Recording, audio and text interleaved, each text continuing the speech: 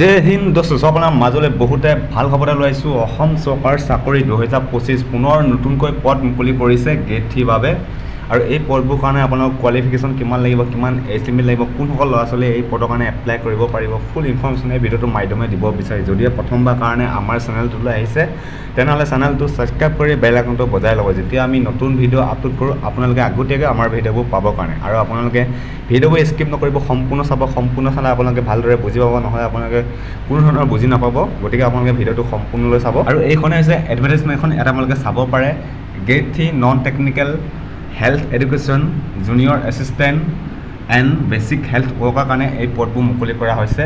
আৰু ইয়াত আপোনালোকে আবেদন কৰিবলৈ ডেটটো দিয়া হৈছে 12 ছেপ্টেম্বৰ 2025 পৰা 21 ছেপ্টেম্বৰ 2025 আপোনালোকে আবেদন কৰিব পাৰিব।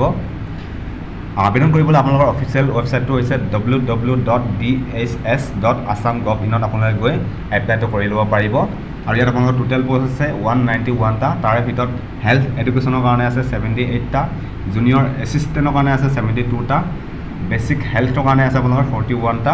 আৰু এই পদবোৰ কাৰণে আপোনালোকে আবেদন কৰিবলৈ আপোনালোকৰ কোৱালিফিকেশ্যন লাগিব, গ্ৰেজুৱেট পাছ কৰিব লাগিব, লগতে আপোনালোকৰ 6 মাউণ্টৰ কম্পিউটাৰ এপ্লিকেশ্যন থাকিব লাগিব। তেনেহ'লে আপোনালোকে এই পদৰ কাৰণে এপ্লাই কৰিব পাৰিব। আপোনালোকে চেলাৰী পাব 14,000 পৰা 70,000 টকালৈ আপোনালোকে চেলাৰী পাব। গেট পে' আছে আপোনালোকৰ 7,600 টকা। আৰু এই পদবোৰত আপোনালোকে আবেদন কৰিবলৈ আপোনালোকৰ বয়স সীমা দিয়া হৈছে 18 বছৰৰ পৰা 40 বছৰলৈ। লগতে আপোনালোকে এই ৰিলেক্সেশ্যন পাব। SC ST-বোৰে পাব 5 বছৰকৈ, SC MOBC সকলে পাব 3 বছৰকৈ, আৰু PWD সকলে পাব 10 বছৰকৈ। আৰু আপোনালোকৰ অফিচিয়েল নটিফিকেশ্যন জাৰি কৰিব www.dhs.assam.gov.in আপোনালোকৰ অফিচিয়েল নটিফিকেশ্যন জাৰি কৰিব। তাৰপিছত আপোনালোকৰ এপ্লাই হ'ব 12 ছেপ্টেম্বৰ 2025 পৰা আপোনালোকৰ এপ্লাই ষ্টাৰ্ট হ'ব।